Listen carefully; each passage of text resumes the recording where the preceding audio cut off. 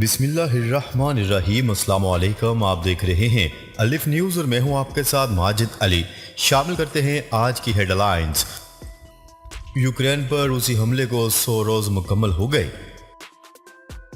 امریکہ نے روس کو نئی مشکل میں ڈال دیا۔ بھارت اور چین کے درمیان مشرقی لداخ کی صورتحال پر مذاکراتی عمل ناکام۔ جماعت اسلامی کا پیٹرول کی قیمتوں میں اضافے پر حکومت مخالف تحریک کا اعلان۔ موڈیز نے پاکستان کے لیے خطرے کی گھنٹی بجا دی۔ حکومت نے عمران خان کی سیکیورٹی واپس لے لی۔ طالبان حکام سے پہلی مرتبہ بات چیت کے لیے اعلیٰ سطح بھارتی وفد کابل پہنچ گیا۔ اقوام متحدہ میں ترکی کا نام تبدیل کر دیا گیا۔ جب تک مسئلہ کشمیر حل نہیں ہوتا، خطے میں پائیدار امن قائم نہیں ہو سکتا۔ شہباز شریف۔ پاکستان اور دنیا بھر کی خبروں سے باخبر رہنے کے لیے الف نیوز کو سبسکرائب کر لیں اور بیل آئیکن کو کلک کرنا نہ بھولیے گا۔ ناظرین، اپنی آراء کا اظہار کمنٹ سیکشن میں لازمی کیجیے گا۔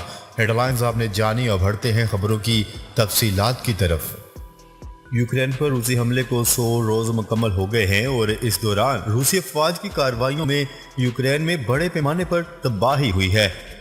غیر ملکی میڈیا کی رپورٹ کے مطابق 24 فروری کو یوکرین میں روسی افواج کے داخلے کے بعد سے اب تک ہزاروں افراد ہلاک ہو چکے ہیں، جبکہ لاکھوں بے گھر ہیں۔ امریکہ اور اس کے اتحادیوں نے یوکرین پر روسی حملے کو جنگی جرم قرار دیا ہے اور اس معاملے پر روس کے احتساب کے عزم کا اظہار کیا ہے۔ امریکی انڈر سیکرٹری آف اسٹیٹ نے اقوام متحدہ کی سلامتی کونسل کے احتساب اور بین الاقوامی قوانین کی سنگین خلاف ورزیوں سے متعلق ہونے والے اجلاس میں کہا ہے کہ 100 دنوں میں دنیا نے دیکھا کہ روسی فورسز نے ہسپتالوں، ٹرین اسٹیشن، رہائشی عمارتوں اور گھروں کو نشانہ بنایا، جس کے نتیجے میں عام شہری بھی ہلاک ہوئے۔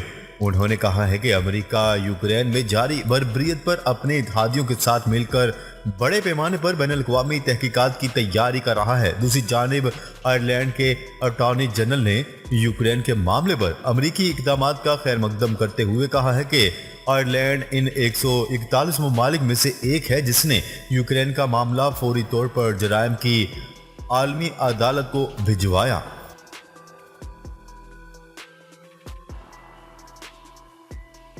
خبر کے اگلے حصے میں بات کرتے ہیں۔ امریکہ نے روس پر نئی معاشی پابندیاں عائد کر دی۔ امریکہ کا روس پر پابندیاں لگانے اور 10 سفیر ملک بدر کرنے کا اعلان سامنے آ گیا۔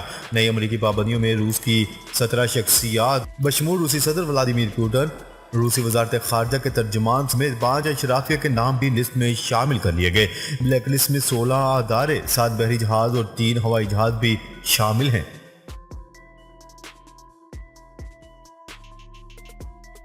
خبر کے اگلے حصے میں بات کرتے ہیں۔ بھارت اور چین کے درمیان مشرقی لداخ کی صورتحال پر مذاکراتی عمل ناکام۔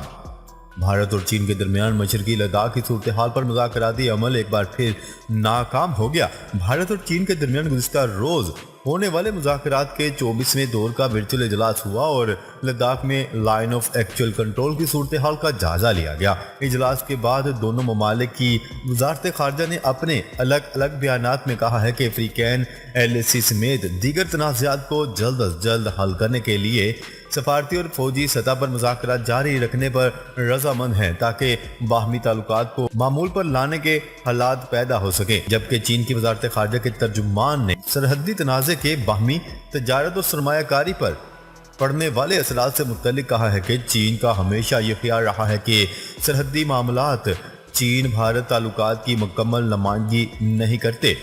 امریکی نشریاتی ادارے کی رپورٹ کے مطابق مبصرین کے مطابق مشرقی لداخ میں جو متنازع مقامات ہیں وہاں سے دونوں ملکوں کے افواج کی واپسی کا عمل آسان نہیں۔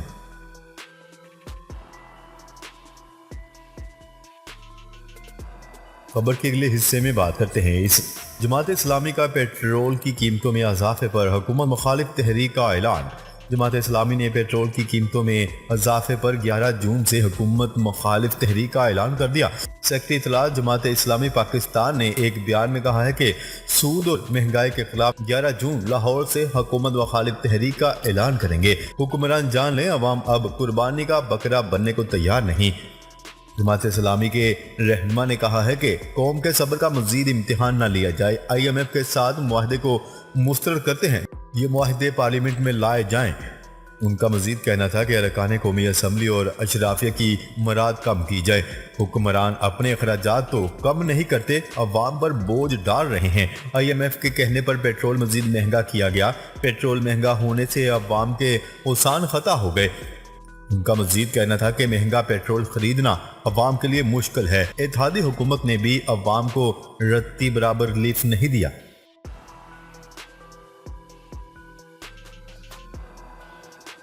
خبر کے اگلے حصے میں بات کرتے ہیں۔ عالمی ادارے موڈیز نے پاکستان کے آؤٹ لک کو مثبت سے منفی کر دیا۔ موڈیز نے پاکستان کی ریٹنگ B3 رکھی ہے اور آؤٹ لک مستحکم سے منفی کر دیا۔ بیرونی معاشی خطرات کے باعث پاکستان کی رینکنگ منفی کر دی گئی ہے۔ غیر ملکی فائنانسنگ حاصل کرنے میں غیر یقینی صورتحال سے رینکنگ منفی ہوئی ہے۔ موڈیز کی رپورٹ میں مہنگائی کی وجہ سے بیرونی معاشی صورتحال بگڑ رہی ہے، کرنٹ اکاؤنٹ کا خسارے اور کرنسی پر دباؤ بڑھا ہے۔ سیاسی خطرات کی وجہ سے معاشی مستقبل واضح نہیں۔ رپورٹ میں یہ بھی کہا گیا ہے کہ رواں سال پاکستان کی GDP 4.5 سے 5% تک رہنے کا امکان ہے۔ رواں سال جاری کھاتوں کا خسارہ 3.5% سے 4% تک رہنے کا امکان ہے۔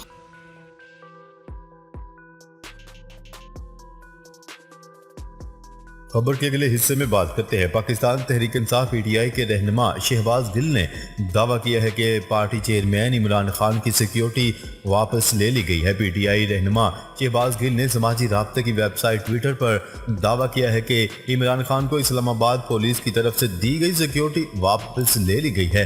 انہوں نے کہا ہے کہ اسلام آباد پولیس کے تمام اہلکاروں کو گزشتہ شام واپس بلا لیا گیا ہے۔ شہباز گل کا کہنا ہے کہ ایک طرف مجرم مریم صفدر کو وزیر اعظم کے برابر سیکیورٹی دی جا رہی ہے تو دوسری طرف امت مسلمہ کے لیڈر سے سیکیورٹی واپس لے لی گئی ہے۔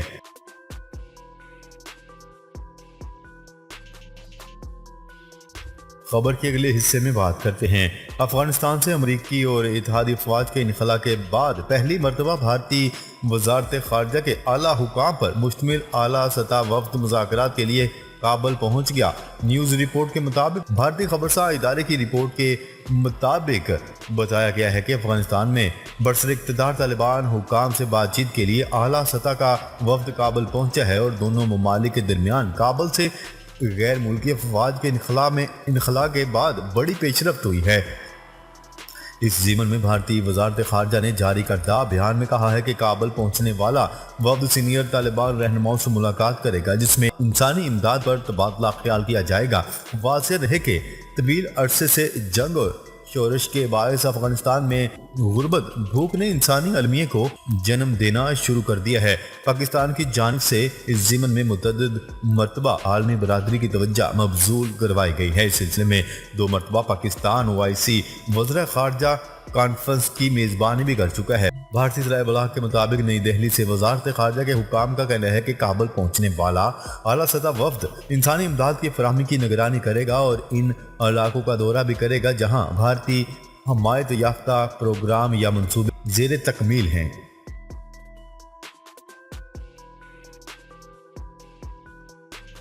خبر کے اگلے حصے میں بات کرتے ہیں۔ اقوام متحدہ نے ترکی کی جانب سے ملک کا نام ترکیہ میں تبدیل کرنے کی درخواست منظور کر لی۔ غیر ملکی خبرساں ادارے کی رپورٹ کے مطابق اقوام متحدہ کے ترجمان سٹیفن دوجارک نے کہا ہے کہ یہ تبدیلی اس وقت فوری طور پر نافذ ہوئی جب عالمی ادارے کو وزیر خارجہ کی جانب سے اقوام متحدہ کے سربراہ کو ایک خط موصول ہوا جس میں ملک کا نام تبدیل کرنے کی درخواست کی گئی۔ ترک وزیر خارجہ کا کہنا تھا کہ نام کی تبدیلی کا مقصد بین الاقوامی سطح پر ملک کے وقار میں اضافہ کرنا ہے۔ رپورٹ کے مطابق ترکی کے عوام کی اکثریت پہلے ہی اپنے ملک کو ترکیہ پکارتے ہیں، لیکن اس کے باوجود انگریزی میں استعمال کیا جانے والا نام ترکی ملک کے اندر بھی وسیع پیمانے پر مقبول ہے۔